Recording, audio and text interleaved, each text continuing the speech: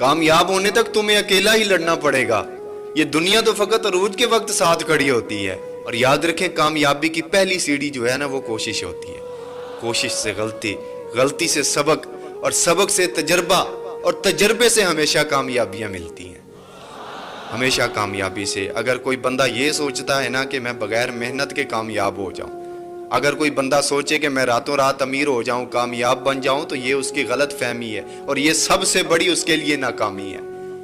کامیاب ہونے کے لیے محنت کرنی پڑتی ہے. وہ کیا خوب کہا کسی نے کہ خواہش سے نہیں گرتے پھل جھولی میں، میرے دوست شاخ کو خود ہلانا پڑتا ہے. کچھ نہیں ہوگا اندھیروں کو برا کہنے سے، اپنے حصے کا چراغ خود ہی جلانا پڑتا ہے.